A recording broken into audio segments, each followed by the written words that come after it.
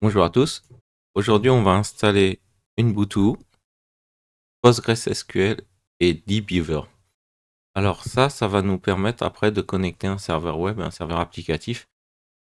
Ubuntu, on prendra la version serveur 24.04 pour vous expliquer un petit peu. 24, c'est l'année, 04, c'est le mois. Les années paires, on va dire, c'est les LTS où elles sont maintenues pendant 5 ans. Et après, on a les années impaires, les 25.04, que des versions intermédiaires.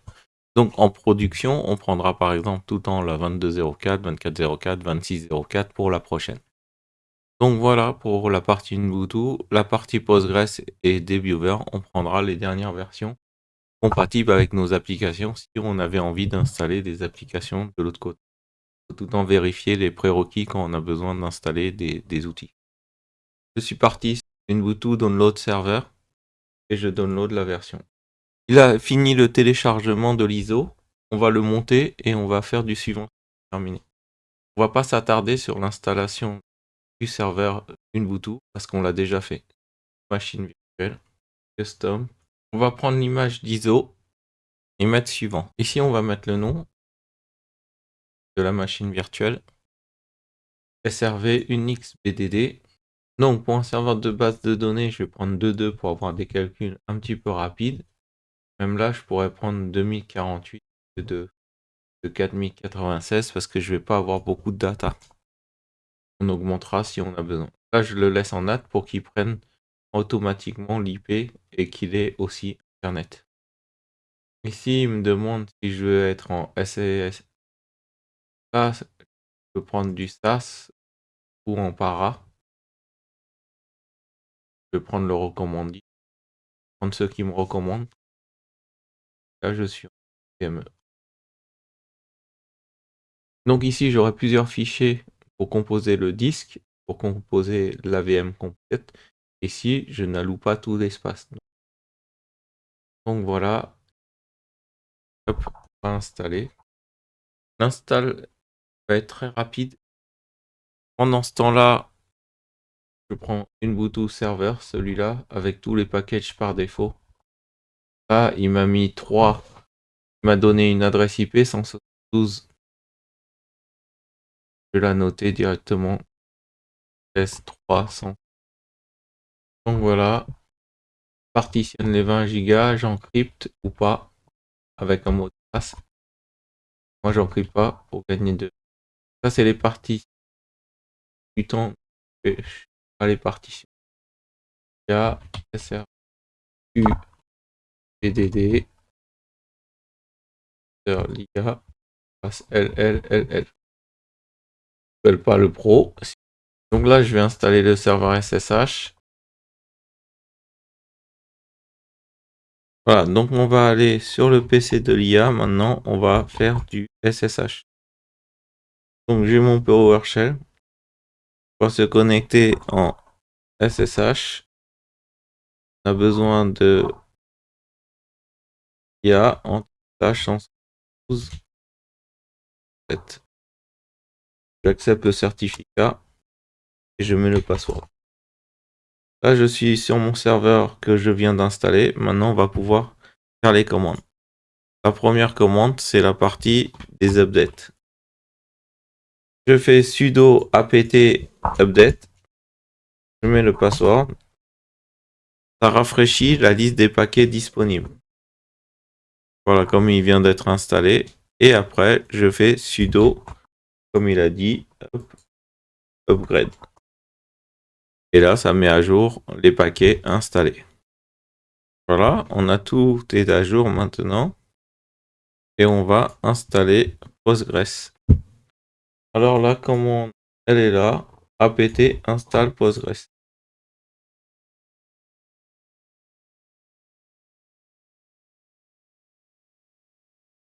Donc on met bien le sudo pour avoir les droits d'installation. Donc maintenant, on va faire les vérifications. Le serveur, il est actif. Voilà, là, c'est la commande. Je vous montre, en fait, J'ai mis Claude à côté, hein. Je lui dis donne-moi les commandes pour vérifier la partie Postgres. Donc, il m'a donné les commandes, j'ai exécuté les commandes pour vérifier. Voilà, l'installation du Postgres. Le Postgres, il est installé, il est en écoute sur ce serveur. Donc, je vais sortir de là.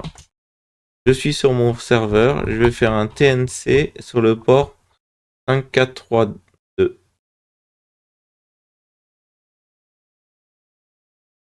Donc, au niveau du serveur Ubuntu, l'installation s'est bien passée, il est en écoute. Mais par contre, le port, il est fermé. On va re-rentrer dans le serveur Ubuntu et on va ouvrir les ports. Donc, ce que je vais faire, je vais regarder mon firewall. J'ai besoin d'ouvrir le port. Alors là, le firewall, il est inactif. Ou serveur. J'ai besoin d'ouvrir le port 22 et 5432. Donc là, il est inactif. Je dois le passer enable. Donc je vais allo ça. Verrouille son allo et je vais ouvrir celui-là. Donc j'ai ouvert celui-là et j'ai ouvert celui-là. Et je vais le enable. Donc voilà, j'ai mis les règles de firewall ici. En production, au niveau du SSH ou du 5432, on n'autorisera que le serveur web et les machines de développeurs. Ça, vous demandez juste à ChatGPT la règle, il vous la fera, vous ferez les blocages. Et on va tout mettre comme ça, on se simplifie un petit peu la vie. Donc voilà, les règles sont mises et on a ouvert la partie SSH et la partie 5432. Contrôle par un PowerShell, le port 22, est-ce qu'il est ouvert? Détruit. Si je contrôle 5432, est-ce qu'il est ouvert? Il est false. Donc, par défaut, la base de données ne donne pas accès à une IP distante. Je vais lui dire. Donc voilà, par défaut, vous voyez, là c'est le host qui est listening. Il va falloir qu'on aille configurer le host pour donner à tous ou à l'IP. Et je vais mettre et localhost aussi. Par défaut, le Postgres n'autorise que le serveur lui-même en local à accéder à la base de données. Pour la sécurité en plus, on va rajouter le 336 qui est mon IP. Donc on doit configurer celui-là. Là, ça, étoile, c'est pour tout le monde. Autorise local et spécifique. On va faire ça. Donc nous, on est en 16, hein, Postgres 16, Postgres slash, on est en 16, main. Donc on est en 16. On est en 16. Nous, on est en 16, le Postgres. On va aller dans le 16. Voilà. Et on va corriger les values qu'il nous a demandé. On va rechercher liste d'adresses. On va mettre la value étoile. Alors, CTRL W et on va rechercher le mot qui nous a dit d'adresse. Voilà.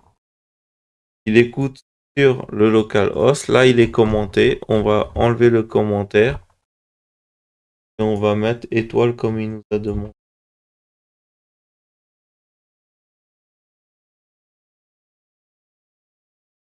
Voilà. Donc, PV4 connexion locale, c'est ça. Par défaut, Postgres, il a un fonctionnement de cluster. C'est pour ça qu'on est ce fichier. Et là, j'ai ma connexion spécifique. J'exit, je save. Et après, il y a sûrement le restart. Je restart le Postgres. Je vais vérifier maintenant si on arrive à true. Ça y est, là, on vient de passer une étape. On vient d'ouvrir le Postgres à la partie de mon PC l'IA. Maintenant, on va pouvoir installer le Dbeaver. Donc maintenant, on va pouvoir installer Dbeaver. Nous, on va télécharger Dbeaver. Installation Windows, le petit point .exe. Suivant, pour moi, inclut Java. On va le laisser par défaut. Je crée un bouton démarrer. Là, je ferme, j'ai plus besoin des systèmes. Maintenant qu'on a installé Dbeaver, on pourrait le lancer, mais on n'aurait pas de compte. Vous avez vu qu'on n'avait pas de compte. On a besoin de notre PowerShell pour aller créer un compte dans la base Postgres pour avoir des accès. Donc, on va se connecter. SSH. On va faire des commandes que ChatGPT va nous donner. Donc, je lui ai demandé des commandes pour créer un compte sur une Ubuntu. Donc, on va générer une connexion pour créer un compte. Et après, on va pouvoir Dbeaver et connecter la database avec la chaîne de. Là, vous voyez, je me suis positionné dans le serveur Postgres. Alors, par défaut, Postgres crée un utilisateur, vous devez passer cet utilisateur. Et ensuite, lancer la commande ps SQL. Ok, là, on a la version. Alors, après, on va créer l'utilisateur ici pour la chaîne de connexion. Créer utilisateur. On va créer pglia et le mot de passe LL. Je voulais que les utilisateurs aient les droits super admin. Donc, je vais rien lui donner pour l'instant. On va voir si on va avoir besoin de plus de droits ou pas. Donc, je vais essayer de connecter le Postgres, une base Postgres. Ici, nom d'utilisateur pglia LL. Et là, l'adresse 172.16.3.7. Vous voyez la chaîne de connexion. Hop. J'ai réussi. Voilà. On a fait énormément des choses, donc on va faire un récapitulatif. Donc, installation du serveur SRVUBDD. Dès qu'on a fait l'install, on a fait install de Postgres. On a installé Postgres SQL. On a ouvert le firewall et on l'a enable. Après qu'on ait enable, on a fait les rules, les règles de firewall. Pour ouvrir le port 22, ça c'est la partie SSH pour prendre le serveur à distance. Et on a ouvert le port 5432, ça c'est le port Postgres. Dans Postgres, on a fait la configuration de l'autorisation de l'IP de la machine de l'IA. Ça c'est quand on a fait nano, les deux configs, les deux fichiers de config avec l'étoile et l'IP verrouillé sur le cluster. Après ça, dans le Postgres, on a aussi créé l'utilisateur pglia. Et à la fin, sur Dbeaver, on a créé la chaîne de connexion. Chaîne de connexion IDBC. En ajoutant la connexion. Et on a créé, voilà, créé l'utilisateur et password pour pouvoir se connecter. Voilà, donc on a une plateforme de base de données maintenant.